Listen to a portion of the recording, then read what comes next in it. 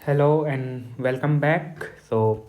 Last time हम लोग ये दोनों चैप्टर देखे, राइट? और मैंने बोला था कि इस दोनों चैप्टर पे हम लोग प्रॉब्लम सॉल्व करेंगे। बट बिफोर डूइंग दैट, क्योंकि अब हमें ये मैट्रिक्स ऑपरेशन हम लोगों ने देखा लास्ट वीडियो में, देखा कि दो मैट्रिक्स को ऐड कैसे कर सकते हैं। मैट्रिक्स को अगर किसी कांस्टेंट से मल्टीप्लाई कर रहे हैं, overall scalar multiplication of matrix, वो देखा। उसके बाद से फिर हम लोगों ने चार डिफरेंट वे देखा how we can do the matrix multiplication for different way. So अब ये मैट्रिक्स ऑपरेशन के बारे में तो पता चल गया।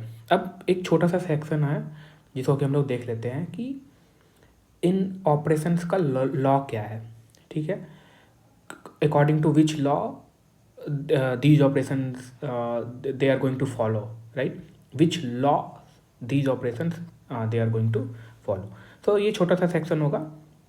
इसको एंड अप करने के बाद हम लोग फिर इस दोनों टॉपिक पे प्रॉब्लम सॉल्व करेंगे।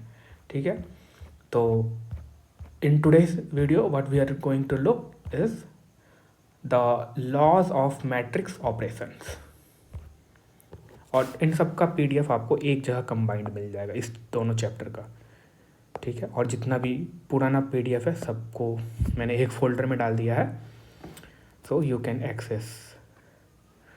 सो in this video we are going to look at the laws of matrix operations.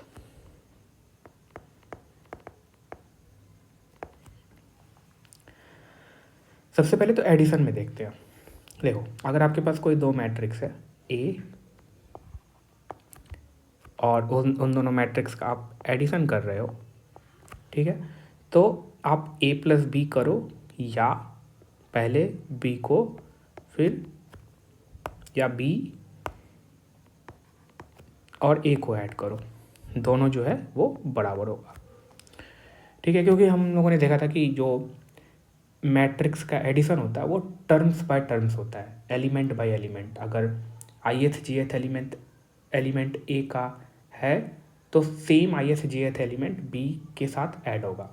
तो आप सिंपल है, अगर टर्म बाय टर्म हो रहा है, नंबर बाय नंबर हो रहा है, तो आप ए प्लस बी करो या बी प्लस ए करो, एट द एंड तो दो नंबर का ही एडिशन होगा। अब दो नंबर का एडिशन में आप पहले जिसको भी लिखो, एट द एंड दोनों का समेशन तो सेम होने वाला है। ठीक है, तो ये जो है इसी को हम लोग क्या बोलते हैं, कम्यूटेटिव लॉ, राइट? और ये कम्यूटेटिव लॉ जो है वो फॉलो करता है मैट्रिक्स एडिशन भी। ठीक है, तो ये जो है हमारा कौन सा लॉ है, कम्यूटेटिव लॉ।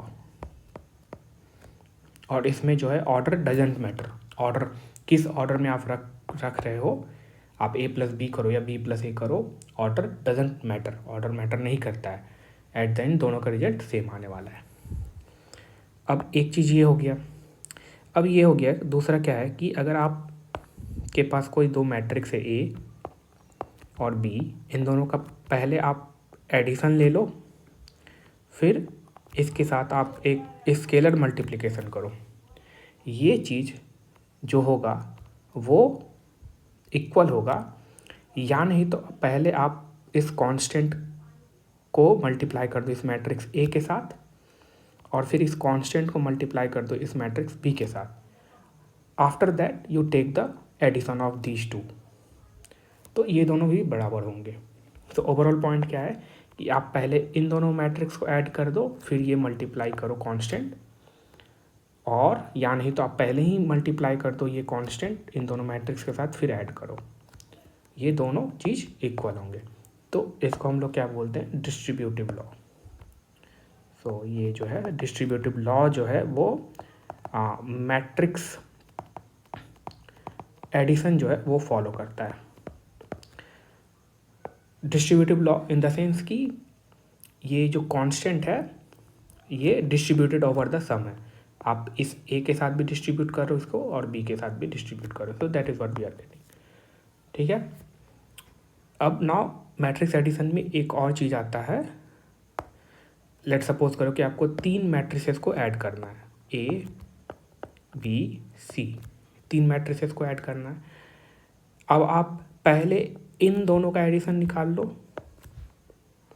फिर इन दोनों का जो भी एडिशन आएगा उसको आप ए के साथ जोड़ दो। ये करो आप, या नहीं तो अगर मान लेते हैं कि आपके पास 3 मैट्रिसेस है जिसको कि ऐड करना है, पहले आप इन दोनों को एसोसिएट करके एडिशन निकाल दो, फिर उसको सी के साथ जोड़ दो, तो ओवरऑल ये इक्वल होने वाला है। तो इसको हम लोग क्या बोलते हैं, एसोसिएटिव लॉ। क्यों? क्योंकि आप पहले इन दोनों को एसोसिएट कर दो ऐड करने के लिए, और फिर इस एडिशन को आप इसके साथ जोड़ो, यानी तो आप फिर इन दोनों को एसोसिएट करके फिर इसके साथ जोड़ो, बात बराबर होने वाला है for the matrix addition. So associative law जो है वो that is going to follow by matrix addition, associative law, right. Now जैसे कि अब हम लोगों ने मैट्रिक्स एडिशन में सर्टेन लॉज को देखा, ठीक है। अब सेम चीज़ हम लोग देखेंगे फॉर मैट्रिक्स मल्टीप्लिकेशन। यहाँ मैं लिख देता हूँ फॉर मैट्रिक्स एडिशन, क्योंकि लास्ट टाइम हम लोगों ने एक और ऑपरेशन देखा था, क्या, मैट्रिक्स मल्टीप्लिकेशन।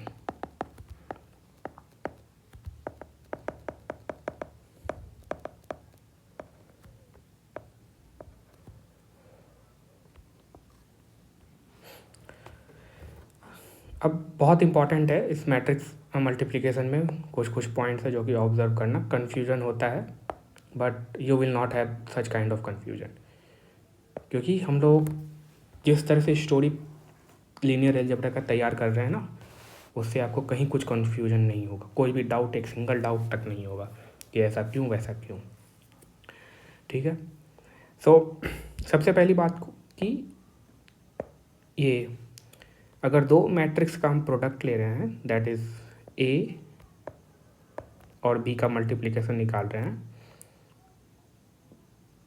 क्या ये कॉम्यूटेटिव लॉ को फॉलो करेगा? मतलब आप बी ए निकालो और ये ए बी निकालो, तो ये चीज़ हम लोगों ने देखा था लास्ट टू लास्ट वीडियो, जहाँ पे ये ए जो था वो एलिमिनेशन मैट्रिक्स था, ए को मान लो एलिमिनेशन मैट्रिक्स, और ये बी था मैट्रिक्स। सो अगर ये एलिमिनेशन मैट्रिक्स लेफ्ट साइड बैठा हुआ है इस बी का, तो ये एलिमिनेशन मैट्रिक्स जो है इसके रो पे एक्ट करेगा, और हम लोगों ने देखा था कि similar to kind of row operations, right. But अगर ये एलिमिनेशन मैट्रिक्स, लेट सपोज करो ये ई मैट्रिक्स है, अगर ये राइट साइड में बैठा हुआ है मैट्रिक्स बी का, तो ये जो एक्ट करेगा इस मैट्रिक्स बी के कॉलम पे एक्ट करेगा, तो ये दोनों चीज़ जो होगा वो डिफरेंट होगा, दोनों मल्टीप्लिकेशन। सो यूजुअली जो होता है ना, ये इक्वल नहीं होता है, ठीक है। इसको बहुत तरह से सोचा जा सकता है। अब दूसरा एक और पॉइंट आता है कि ए और बी तभी हम मल्टीप्लाई कर पाएंगे जब कंडीशन सेटिस्फाई होगा मल्टीप्लिकेशन का।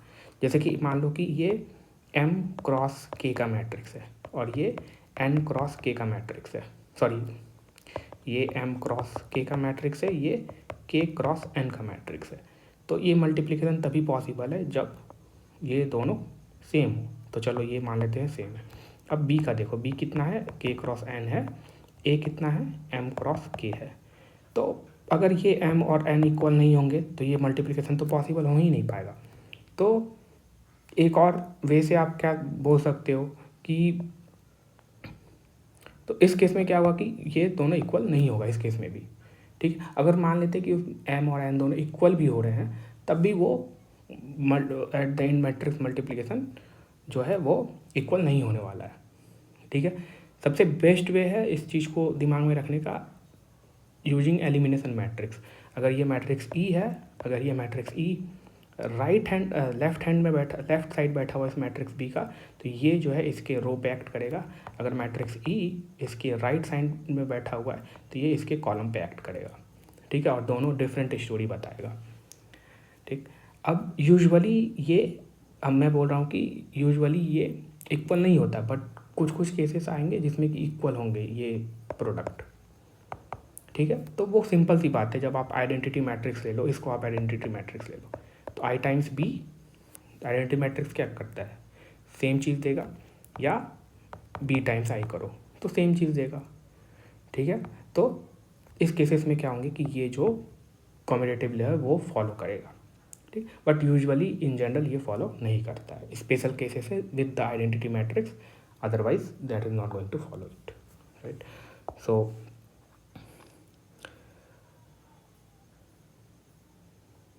the commutative law for matrix multiplication usually fails. So let me write it down. So the commutative law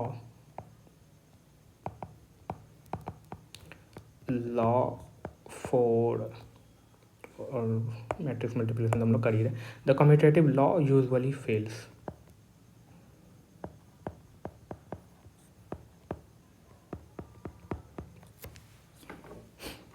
usually क्यों लगाया है मैंने यहाँ पे, क्योंकि आप मैंने वो आइडेंटिटी वाला एग्जांपल लिया ना, ठीक है, वो आ जाएगा, वो पता चल जाएगा आपको उसमें। अब आप एक चीज़ और देखो, दो इम्पॉर्टेंट पॉइंट और है मैट्रिक्स मल्टीप्लिकेशन में। अब जैसे कि मान लो कि आपके पास कोई मैट्रिक्स है बी प्लस सी, इनका एडिशन लिया आपने, और इसके साथ जो है कोई मैट्रिक्स ए मल्टीप्लाई हो रहा है इस एडिशन के साथ, ठीक है। तो ये जो इक्वल होगा ना, वो होगा A B plus A C, right. अब यहाँ पे इम्पॉर्टेंट पॉइंट क्या है कि ये ए का जो ऑर्डर है ना, सॉरी ए का जो पोजीशन है वो चेंज नहीं होने वाला है। ए बी के किधर बैठा हुआ है, लेफ़्ट साइड, तो लेफ़्ट साइड में रहेगा। ए सी के किधर बैठा हुआ है, लेफ़्ट साइड, तो लेफ़्ट साइड में ही रहेगा।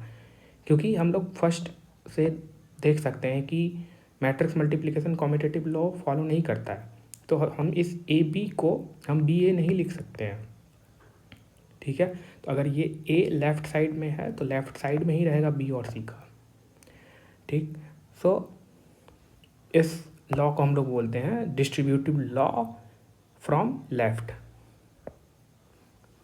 तो ये सारे इंपॉर्टेंट पॉइंट है जो कि आपको ध्यान रखना होगा, इसमें कोई भी कन्फ्यूजन नहीं होना चाहिए, क्लियर है ना। क्योंकि ये इसको आप ए बी है ना, इसको बी ए नहीं लिख सकते हो फ्रॉम द फर्स्ट लॉ।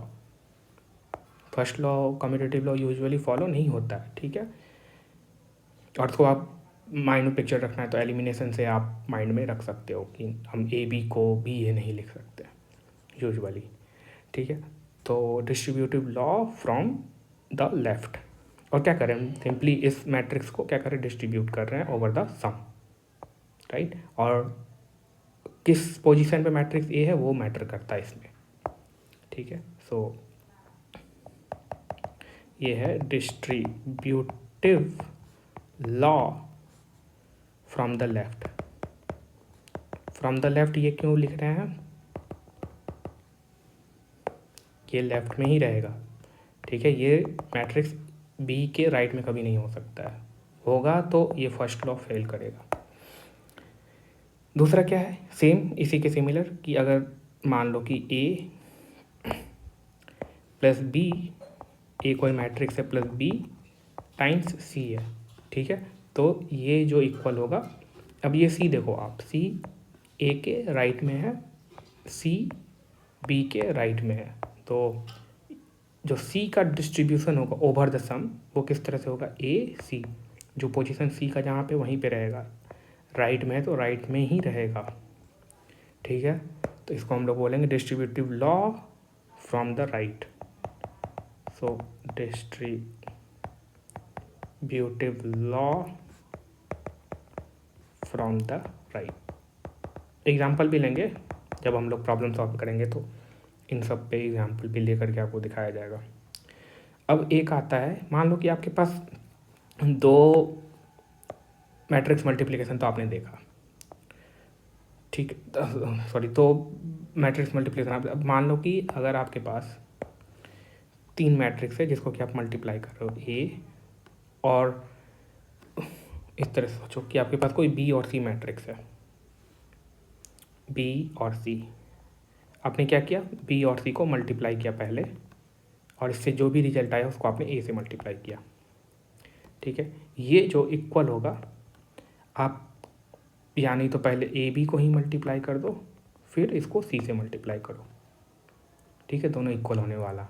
मतलब आप पहले बी और सी को इस मल्टीप्लिकेशन के साथ एसोसिएट कर दो, मतलब कि बी और सी का मल्टीप्लिकेशन निकाल दो, फिर आप उसको ए के साथ मल्टीप्लाई करो, या नहीं तो आप पहले ए बी को मल्टीप्लाई कर दो, ए बी को एक साथ एसोसिएट करके ए बी को मल्टीप्लाई कर दो, फिर उसको सी के साथ मल्टीप्लाई करो। ये दोनों चीज़ जो है इक्वल होने वाला है। तो ओवरऑल पॉइंट क्या है ना, यहाँ पे ये पैरेंथेसिस का कोई मायने ही नहीं है, ठीक है। आपको जिस तरह से लगता है आप पहले ए बी करना है तो करो, उसको फिर सी से कर दो, यानी तो अगर आपको लगता है कि पहले मुझे बी सी करना है तो बी सी करो, फिर सी से ए से कर दो मल्टीप्लाई। तो इस लॉ को हम लोग क्या बोलते हैं, एसोसिएटिव लॉ। तो मैट्रिक्स मल्टीप्लिकेशन जो एसोसिएटिव लॉ फॉलो करता है, ठीक है। सो एसोसिएटिव लॉ। और यहाँ पे क्या लिख सकते हैं कि पैरेंथेसिस इज नॉट नीडेड, कोई मायने ही नहीं बन रहा उस पैरेंथेसिस का, right.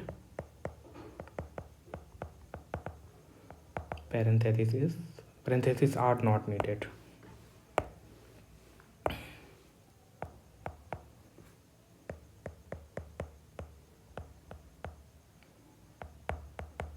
Okay, I think these are the important points regarding this laws of matrix operation.